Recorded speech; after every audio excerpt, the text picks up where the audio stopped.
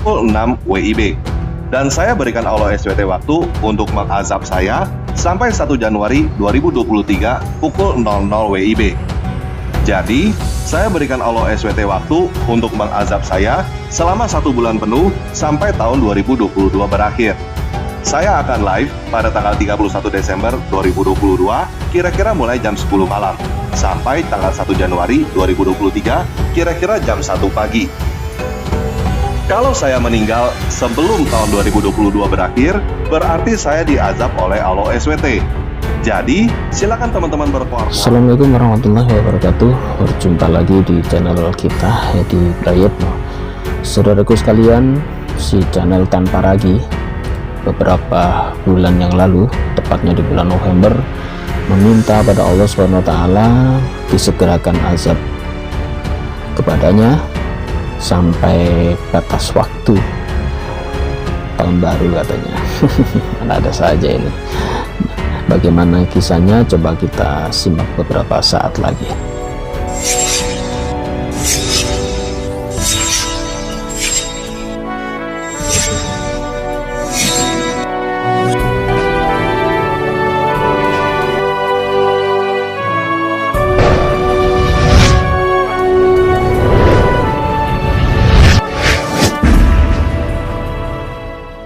Baiklah saudaraku, ada seorang yang namanya nggak jelas ya, wajahnya juga nggak pernah muncul.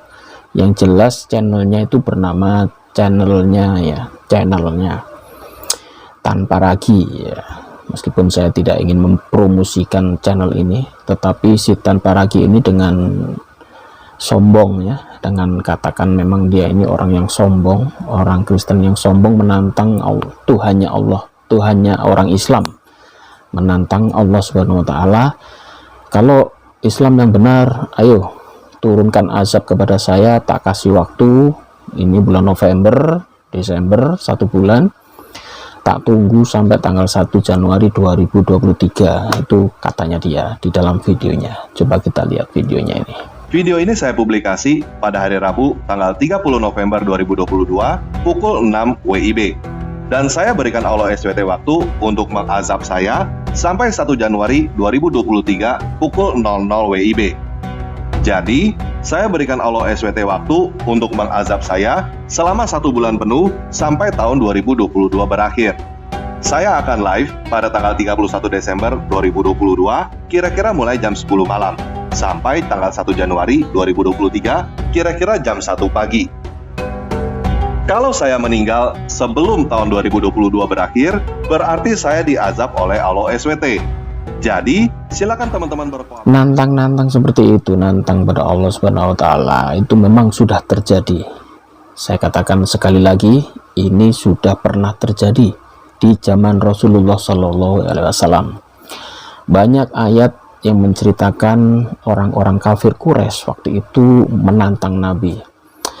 Kalau apa yang dikatakan Nabi Muhammad itu benar, dan apa yang dikira orang-orang Quraisy itu adalah orang-orang yang salah, ayo coba datangkan azab sekarang juga.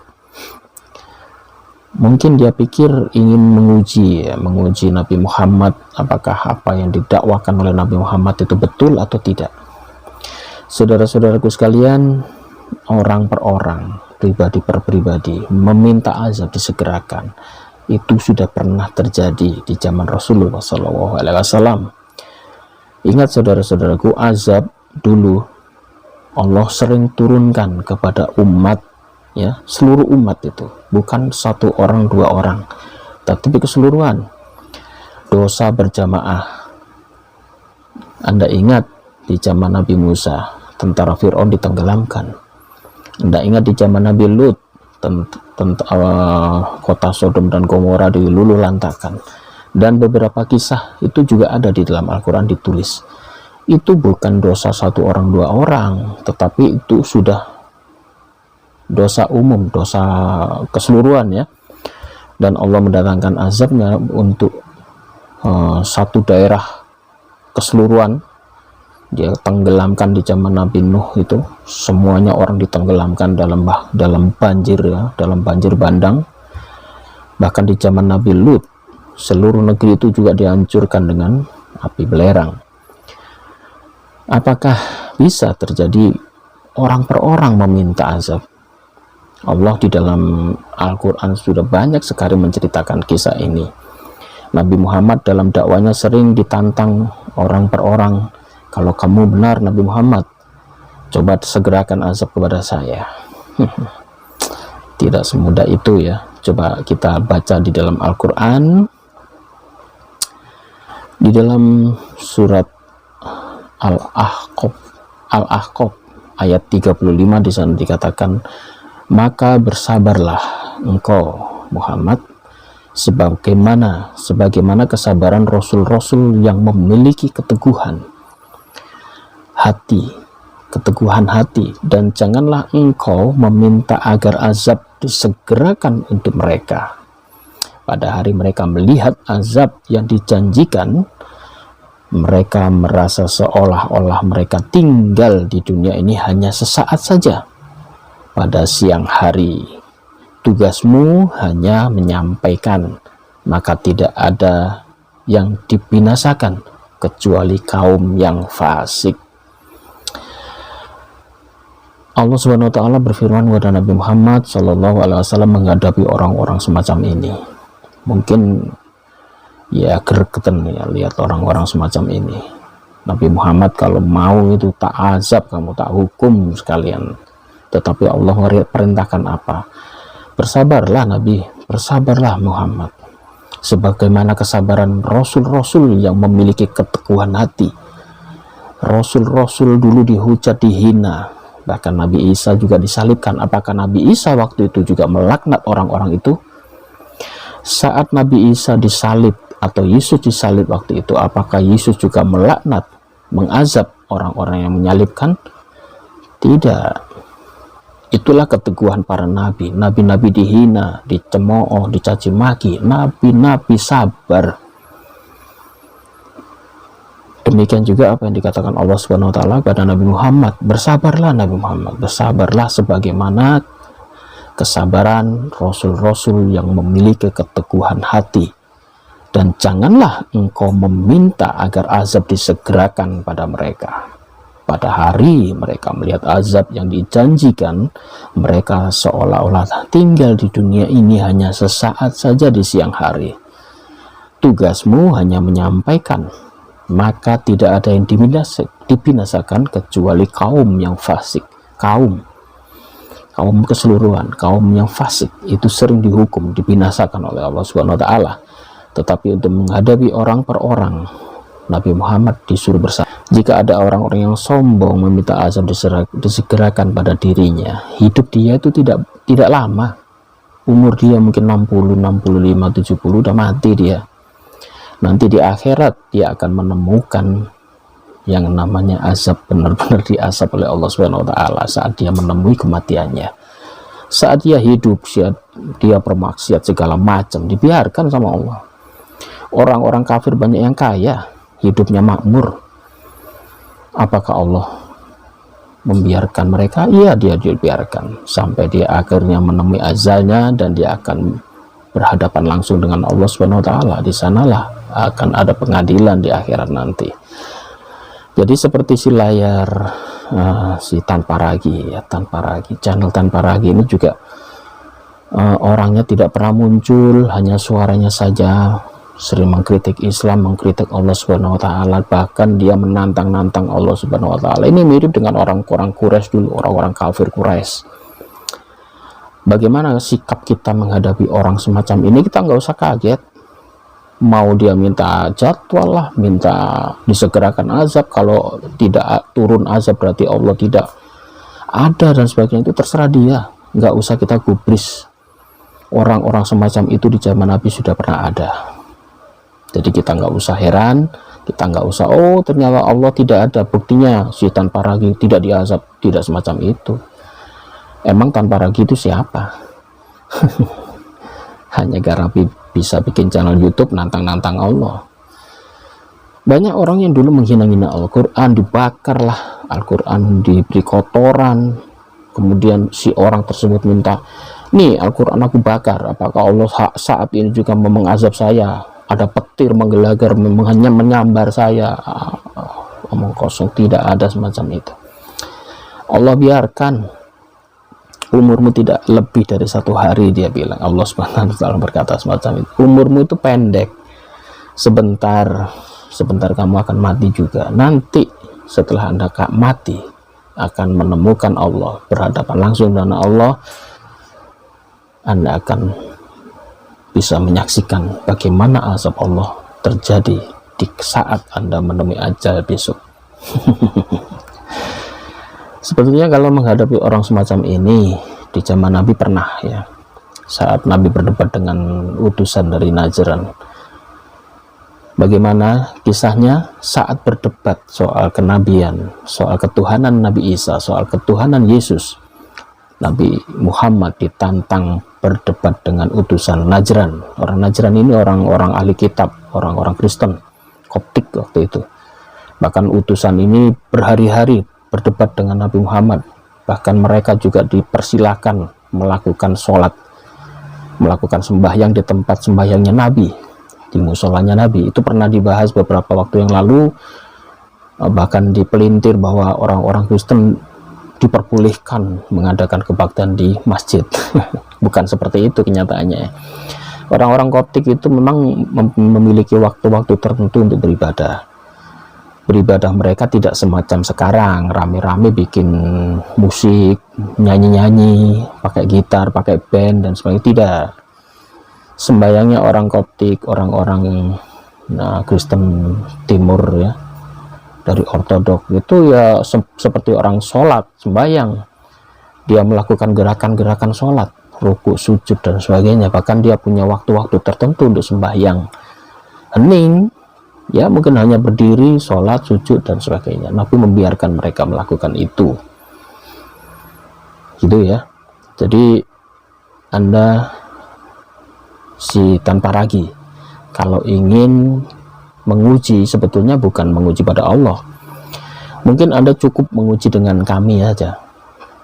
Ini sudah pernah dicontohkan oleh para nabi, dicontohkan oleh Nabi Muhammad di saat menghadapi utusan Najran, berdebat soal ketuhanan Yesus. Mungkin si tanpa ragu bisa berdebat dengan saya soal ketuhanan Yesus. Apakah Yesus itu Tuhan atau hanya sekedar nabi? Anda bisa berdebat dengan saya. Kemudian di puncak acara debat, Anda tetap nggak mau mengakui bahwa Yesus itu hanya nabi dan Anda ngengkel Yesus itu Tuhan. Ayo kita bermubahalah. Mubahalah ini pernah dicontohkan Allah di dalam surahnya ya, yaitu di dalam surah Al-Imran ayat 61. Di sana disebutkan, siapa yang membantahmu, ini tentang kisah Nabi Isa, sesudah datangnya ilmu, sesudah ada firman Allah, sesudah Nabi menyampaikan, maka katakanlah kepada mereka, marilah kita memanggil anak-anak kami dan anak-anak kamu, istri-istri kami dan istri-istri kamu, diri kami dan diri kamu, kemudian marilah kita bermubahalah. Kemudian kita minta supaya laknat Allah ditimpakan kepada orang-orang yang dusta. Kamu atau saya yang dilaknat Allah. Gimana caranya? Kamu datang menemui saya, bawa anak istrimu, kita bertemu di mana, di masjid atau di mana, terserah, atau tempat netral, kita bermubahalah. Sama-sama berdoa, siapa yang benar akan selamat dan siapa yang tidak benar akan ditimpakan laknat Allah. Itu yang diajarkan dalam Al-Quran untuk menghadapi orang-orang semacam Anda ini. Jadi saya tantang tanpa ragu, kalau Anda berani dialog dengan saya soal ketuhanan Yesus, dan juga ditutup dengan mubahalah. Syaratnya Anda bertemu dengan kami. Soal acara debat, kita siapkan tempat. Kita sudah berkali-kali mengadakan debat darat. Soal tempat kita akan atur, si tanpa ragu dan saya, atau Anda mau bawa teman silahkan, kita bawa teman juga. Kita siapkan ruangannya, kita berdebat soal ketuhanan Yesus. Dan di puncak acara kita bermubahalah. Bawa anakmu, bawa istrimu, aku juga bawa anakku, bawa istriku. Kita bermubahalah. Berani atau tidak? Saya tantang Anda si tanpa ragi. Nggak usah keluar-keluar Anda minta dilaknat Allah Subhanahu wa taala. Anda debat dulu dengan saya, dengan kami soal ketuhanan Yesus. Kemudian kita ditutup acara, di acara penutupan kita bermubahalah. Itu dituntun, itu dicontohkan oleh Nabi Muhammad. Itu sebagai tuntunan kami untuk menghadapi orang-orang semacam Anda. Kita bermubahalah.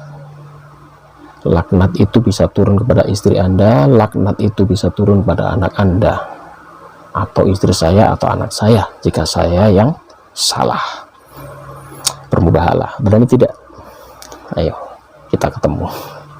Jadi jangan keluar-keluar saja. Keluar-keluar pun hanya suara, tanpa muka, tanpa wajah. Munafik itu. Banci, ya, banci. Tidak mau tampil wajah. Takut. Katanya mau berani pikul salib. Belum apa-apa udah ketakutan semacam itu. Nggak usah takut munculkan wajah. Kalau Anda berani, gentleman, tunjukkan wajah Anda. Nggak usah bersembunyi di balik kartunmu itu. Tampakkan wajah. Kita bermubahalah. Nggak usah jadi penakut lah. Jadi orang itu nggak usah jadi penakut. Si tanpa ragi ini orang penakut. Katanya mau pikul salib, tapi muncul di permukaan aja nggak berani. Muncul di YouTube aja nggak berani. Yang muncul hanya kartunnya itu. Gitu nantang-nantang Allah lagi.